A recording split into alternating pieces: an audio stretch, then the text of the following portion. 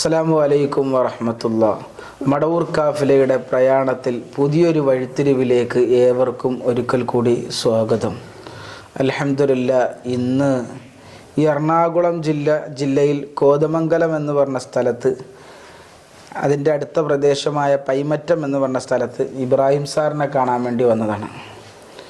കുറേ കാലം ഇവിടുത്തെ സാറൊക്കെ ആയിട്ട് ജോലി എടുത്തിരുന്ന ആളാണ്. ഔലിയാക്കളുമായിട്ടും ആലിമീങ്ങളൊക്കെ ആയിട്ട് ബന്ധം സ്ഥാപിക്കാൻ ഭാഗ്യം കിട്ടിയ ഒരാളാണ്. ഏതായാലും ഇബ്രാഹിം മാഷി ഒരു മഹാനായ ഖുതുബുൽ ആലം CM വലിയുല്ലാഹിയെ ജീവിതത്തിൽ കാണാനും അവരെ അനുഭവിക്കാനും ഒക്കെ ഒരു ഭാഗ്യം കിട്ടിയ മനുഷ്യനാണ്. അള്ളാഹു കബൂലാക്കട്ടെ ഇൻഷാ അല്ലാഹ്. ഏതായാലും മഹാനായ ഖുതുബുൽ ആലം CM വലിയുല്ലാഹിയുടെ വലിയ അനുഭവങ്ങൾ, അദ്ദേഹത്തിന് നേരിട്ടുണ്ടായ, അദ്ദേഹത്തിൻ്റെ ജീവിതത്തിൽ മഹാനവറുകളിൽ നിന്നുണ്ടായ അനുഭവങ്ങളാണ് ഇന്ന് മടവൂർ കാഫിലയിലൂടെ ഒരു പങ്കുവെക്കുന്നത്. ഏതായാലും ഇബ്രാഹിം മാഷിനെ നമുക്ക് മടവൂർ കാഫിലയിലേക്ക് സ്വാഗതം ചെയ്യാം. അസ്സലാമു അലൈക്കും. വലൈക്കും സലാം വറഹ്മത്തുള്ളാഹി വബറകാതുഹു. എന്ത് റാഹത്തല്ലേ? അതെ. പിന്നെ നിങ്ങൾ മഹാനായ ഖുതുബുൽ ആലം CM വലിയുല്ലാഹിയെ നേരിട്ട് കണ്ട ആളാണല്ലോ. അതെ. മഹാനവറുകളെ ഈ കോതമംഗലം പൈമറ്റം എന്ന് പറഞ്ഞ സ്ഥലത്ത്, ഇത്രയും ഉള്ള ഏരിയയിൽ, അന്ന് ഇവിടെ തന്നെ ഈ ഭാഗത്ത് തന്നെയാണ് താമസിക്കുന്നത്? ഞാൻ ജനിച്ചു വളർന്നത് ഇവിടെയാണ്, ഈ നാട്ടിലാണ്. അതെ. CM വലിയുല്ലാഹിയിലേക്ക് നിങ്ങൾ പോകാനും അവിടെ കൊണ്ടുപോയതും അവിടെ എത്തിച്ചതും ആരാണ്, എങ്ങനെയാണ്? അപ്പോൾ ഈ ആരക്കാട് മുസ്ലിയാരെന്ന് വെച്ചാൽ പനായിക്കുളത്തും CMൻ്റെ അടുത്തും EK ഉമറാജിയുടെ അടുത്തും എല്ലാ മാസവും പോകും. എന്തെല്ലാം പ്രതിസന്ധി ഉണ്ടെങ്കിലും പുള്ളി പോയിക്കൊണ്ടിരുന്ന ആളാണ്. ആ തരീക്കത്തിലും പെട്ട ആളാണ്. അപ്പോൾ CMൻ്റെ അടുത്ത് ഞങ്ങൾ ഇവിടെ നിന്ന് കോഴിക്കോട്ടിൽ നിന്ന് അന്ന് മൂപ്പരുടെ വീട്ടിലാണ് താമസിക്കുന്നത്. അവിടെ ഞങ്ങൾ ചെന്നു. അവിടെ ചെന്നപ്പോൾ തിരക്കൊക്കെ ഉണ്ടെങ്കിൽ ഞങ്ങൾ ഇവിടെ അനുസരിച്ച് ചെന്നു. ഞാൻ അങ്ങോട്ട് ചെന്നു. അപ്പോൾ അതിനിടയ്ക്ക് മറ്റേ കേസിനോടനുബന്ധിച്ച് എനിക്കൊരു ഒത്തിരി പ്രതിസന്ധികൾ വന്നിട്ടുണ്ട്. എന്നെ 1-2 തവണ കൊലപാതക ശ്രമം വരെ നടത്തിയിട്ടുണ്ട് മറുഭാഗം. അപ്പോൾ പാർട്ടിയും കാര്യമൊന്നും പറഞ്ഞില്ല. അങ്ങനെയുള്ള സംഘർഷത്തിൽ നിൽക്കുന്ന സമയത്തായി CM വലിയുടെ അടുത്ത് ചെന്നത്. ഇദ്ദേഹം കൂട്ടിക്കൊണ്ട് പോകണത് ഈ കാരക്കാടുകാരൻ അബ്ദുൽ കാരും മുസ്ലിയാർ CM വലിയുടെ പോയി. അപ്പോൾ ഞങ്ങളുടെ ആ ചാനസ് അങ്ങനെ വ്യൂ എന്നിട്ട് അങ്ങനെ അങ്ങ് കയറി ചെന്ന് വാലോർത്തം കണ്ടിരുന്നു. മൂപ്പരിങ്ങനെ കിബിലേക്ക് മുന്നിട്ടിങ്ങനെ കിടക്കുക. ഒരൊറ്റ വസ്ത്രം കൊടുത്തിട്ടുണ്ട്, ഒരു തോളും കൊണ്ടുകൊണ്ട് അവിടെ കിടക്കുക. മഹൂർ ഷെയ്ഖാന ചെന്നങ്ങോട്ട് കയറി വന്നപ്പോൾ, നിങ്ങളെ ഇന്നു മുതൽ ഞാൻ പ്രൊമോട്ട് ചെയ്തിരിക്കുന്നു. എന്താ?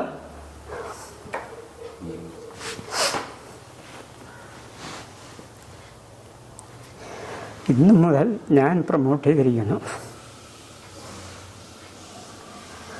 എൻ്റെ മാനസിക വിഷയങ്ങളൊക്കെ മൂപ്പനറിയാം, മനസ്സിലാക്കിയിട്ടുണ്ട്. ഞാൻ ചുമ്മാ പഠിയായില്ലേ. ഞാൻ പറഞ്ഞു, എനിക്ക് പ്രൊമോഷനുള്ളൊരു ഇതൊന്നുമില്ല, ഒരു പ്രൈമറി അധ്യാപകനായെന്ന് പറഞ്ഞു. അപ്പം മറ്റേ ആളിങ്ങനെ പല്ലരെ കൊണ്ട് മിണ്ടി പോരെന്ന് പറഞ്ഞു കേട്ടാൽ മതി എന്ന് പറഞ്ഞു. മൂപ്പരാ നേരം CM നേരം പറഞ്ഞു, ഞാൻ പ്രൊമോട്ട് ചെയ്തിരിക്കുന്നു പറഞ്ഞു. അത് അങ്ങനെ അങ്ങോട്ട് പോയിട്ട് ഞാൻ ഇനി പോന്നു. എന്നിട്ട് ഞാൻ എല്ലാ മാസവും അല്ലെങ്കിൽ ഇടയ്ക്കിടയ്ക്ക് മൂപ്പരെ പോയിക്കൊണ്ടിരിക്കുന്നു. ഈ ഉസ്താദന്മാരെയൊക്കെ കൊണ്ടുവന്നെന്ന് പറഞ്ഞല്ലോ, മറ്റേ PPനെ അവരെയൊക്കെ. അവർ കുറച്ച് ഈ 2-3 തവണ വഴുത് കഴിയുമ്പോൾ, നീ ഇവിടെ നിന്നാൽ നിനക്ക് വലിയ ശത്രുക്കളുണ്ട്, നിനക്ക് താങ്ങാൻ പറ്റും, പിന്നെ പോറ്റില്ല, അതുകൊണ്ട് നീ ഒരു പണി ചെയ്ത് ഹീബത്തുള്ള തങ്ങളുടെ അടുത്ത് പോയി അസാബിൽ ബദറിൻ്റെ ഇജാസത്ത് മേടിക്കാൻ പറഞ്ഞു. ഇതൊക്കെ അപ്പം ഞാൻ ഉസ്താദിൻ്റെ അടുത്ത് ചെന്നു. തങ്കപ്പെട്ട മനുഷ്യനാണ് ഹീബത്തുള്ള, സയ്യിദ് ഹീബത്തുള്ള ബുഖാറൊക്കെ. അവരുടെ കാരണന്മാരൊക്കെ ഇവിടെ വന്നുകൊണ്ടിരുന്ന ആളുകളുമാണ്. കോയാക്കുട്ടി തങ്ങൾ, ചെറുഞ്ഞ വേത്തങ്ങൾ, വലിയ മഹാന്മാർ വരും. അപ്പോൾ തങ്ങളുടെ ചെന്നപ്പോൾ തങ്ങൾ ഈ കൊച്ചു പിള്ളേരെ വിളിച്ചുകൊണ്ടാണ് കയ്യെ വിളിച്ചുകൊണ്ട് പോയി അകത്ത് കയറി ചെന്നു. മൂപ്പന് ഇഷ്ടം പോലെ അവിടെ ആ പ്രദേശത്തുണ്ടാകണം മുഴുവൻ ഭക്ഷണം മൂപ്പൻ്റെ മേശയിൽ വരും. അതിഷ്ടം പോലെ അങ്ങനെ തന്നെ. കൊച്ചു പിള്ളേരെ തന്നെ എനിക്ക് തീറ്റി. എന്നാ ഇങ്ങനെ വന്നേ എന്ന് ചോദിച്ചു. അപ്പോൾ ഇങ്ങനെയൊക്കെയാണ്. അപ്പോൾ സയ്യിദന റളിയല്ലാഹു അൻഹു, അപ്പോൾ ഞാൻ വന്ന കാര്യം ഇതാന്ന് പറഞ്ഞു, നീ എന്നെ എതിർക്കൊള്ളു, റളിയല്ലാഹു അൻഹു ചേർത്ത് എല്ലാ ദിവസവും ചൊല്ലി ദ്വായിരുന്നോളാം പറഞ്ഞു. അസ്ഹാബുൽ ബദർ. അത് പിന്നെ അന്നാണ്ടിപ്പോൾ ഒരു 45 കൊല്ലം മുമ്പ്. അന്ന് വരെ ഞാൻ ഇന്ന് വരെ ഒരു ഇഷ്ടം മണക്കെടുത്തിട്ടില്ല. വല്ല കാരണവശാലും പോയി അന്ന് കഥ വിട്ടിട്ടുണ്ട്. അങ്ങനെ അങ്ങ് പോയി മൂപ്പൻ്റെ എടുക്കുന്ന അതും മേടിച്ചു. CM ഇങ്ങനെയും പറഞ്ഞു, നിങ്ങളെ ഇന്ന് മുതൽ ഞാൻ പ്രൊമോട്ട് ചെയ്തിരിക്കുന്നു. എന്നിട്ടൊരു 2 ആഴ്ച കഴിഞ്ഞപ്പോൾ ഞാൻ പ്രൈമറി സ്കൂളിലെ അധ്യാപകനാണ്. അപ്പോൾ അന്ന് ഈ LP സ്കൂളിൽ പഠിപ്പിക്കുന്ന ആളുകൾക്ക് UP സ്കൂളിൽ ഹെഡ് മാസ്റ്റർ ആകാനുള്ള അധികാരമില്ല, നിയമമില്ല. അപ്പോൾ 2 ആഴ്ച കഴിഞ്ഞപ്പോൾ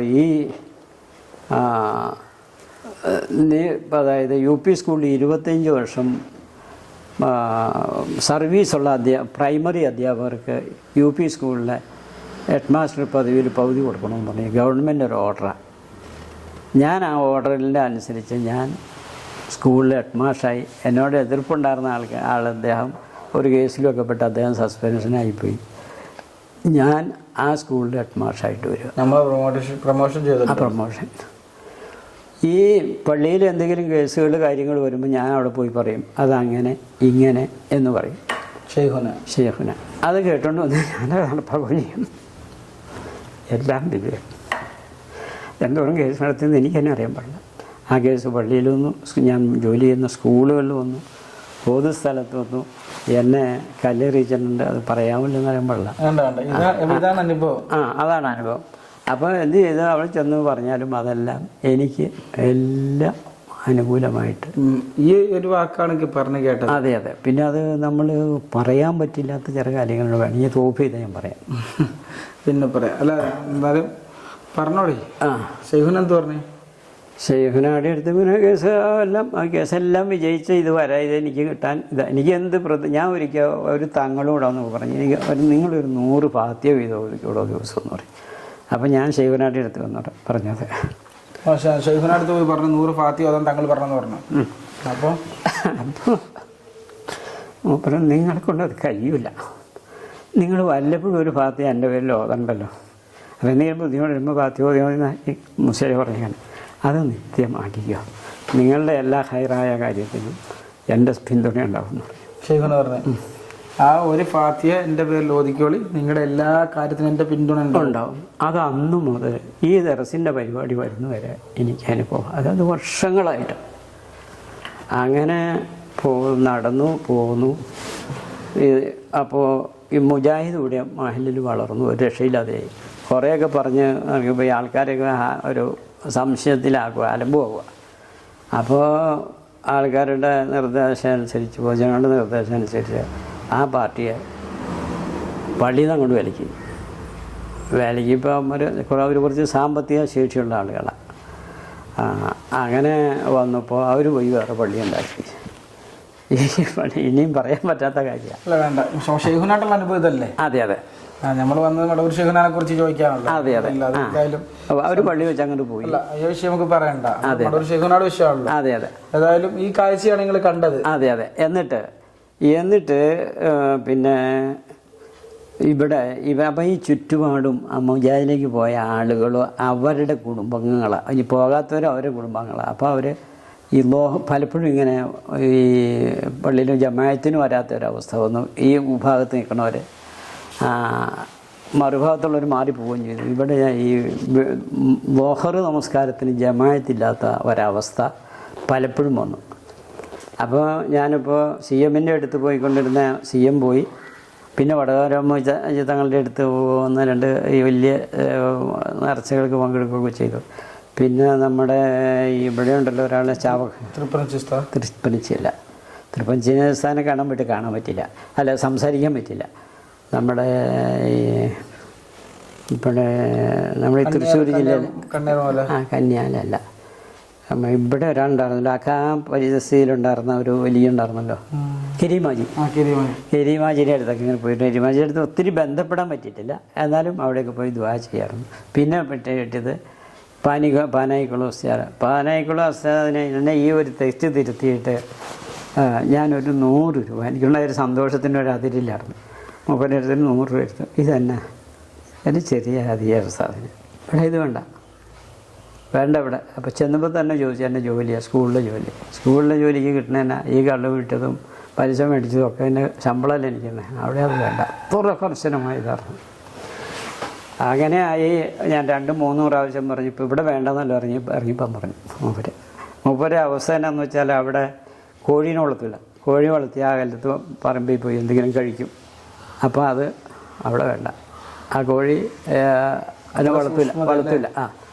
അതുപോലെ തേങ്ങ, ആ പറമ്പത്തെങ്ങും പറമ്പ അവിടുന്ന് ഒരു തേങ്ങ അയൽപ്പറമ്പിൽ പോയി ചാടി അത് അവർ കൊണ്ടുവന്ന് കൊടുത്തേയും മേടിക്കും, അല്ലെങ്കിൽ മേടിക്കുമല്ലോ.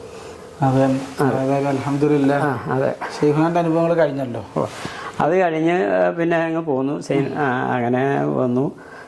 ഇവിടെ ജമാഅത്തില്ലാത്ത അവസ്ഥ വന്നു. അല്ല, ആ വിഷയങ്ങൾ പറയണ്ട. മടവൂർ ഷെയ്ഖുനാടെ വിഷയങ്ങൾ പറഞ്ഞു കഴിഞ്ഞില്ലേ, അത് നിങ്ങളുടെ നാട്ടിലെ വിഷയമല്ല, വേണ്ട. ഏതായാലും അൽഹംദുലില്ലാ സിയമുലുള്ളാന്റെ അനുഭവങ്ങൾ കഴിഞ്ഞല്ലോ. എനിക്കൊരു ബുദ്ധിമുട്ട് വന്നോ അപ്പോൾ ഒരു ഫാത്തിഹ ഓതി അവിടുത്തെ ഹദിയ ചെയ്ത. അതെ, അൽഹംദുലില്ലാ. മദദ് അള്ളാഹു നമുക്ക് എപ്പോഴും നിലനിർത്തി തരട്ടെ. അവരുടെ പൊരുത്തത്തിലും അവരുടെ മദദിലുമായി അള്ളാഹു നമുക്കും നമ്മളെ സ്നേഹിക്കുന്നവർ നമ്മളുമായി വേണ്ടപ്പെട്ടവർക്ക് എല്ലാവർക്കും അള്ളാഹു വലിയ ഫതഹിൻ്റെ ബാബ് ഷെയ്ഖുനെ തുറന്നു തരട്ടെ. ഇനിയും മടവൂർ കാഫിലയിൽ ഞങ്ങൾ വീണ്ടും CM വലിയുല്ലാഹിയെ നേരിട്ട് കണ്ട അനുഭവങ്ങളുമായി നിങ്ങളുടെ മുന്നിലേക്ക് എത്തും. മാഷിൻ്റെ അനുഭവം എന്ന് പറഞ്ഞാൽ ചെറിയൊറ്റ കാഴ്ചയേ ഉള്ളൂ, പക്ഷേ അതിൻ്റെ ഇടയിൽ ഒരുപാട് സംഭവങ്ങളുണ്ട്. ഒരുപാട് കേസും പ്രശ്നങ്ങളൊക്കെ ആയിട്ട് ഒരുപാട് സഹിച്ചു. അതിനുശേഷം CM വലിയുടെ അടുത്ത് പോയപ്പോൾ എൻ്റെ പിന്തുണയുണ്ടെന്ന് ഷെയ്ഖുന പറഞ്ഞു. ആ പിന്തുണയാണ് ഇന്നും ആ മദദിലായി ജീവിക്കുന്നു. അള്ളാഹു ആ മദത് നമുക്കും തരട്ടെ. പുതിയ അനുഭവങ്ങളുമായി വീണ്ടും കാണുന്നത് വരെ ഇൻഷാ അല്ലാഹ്. അസ്സലാമു അലൈക്കും. വലൈക്കും സലാം.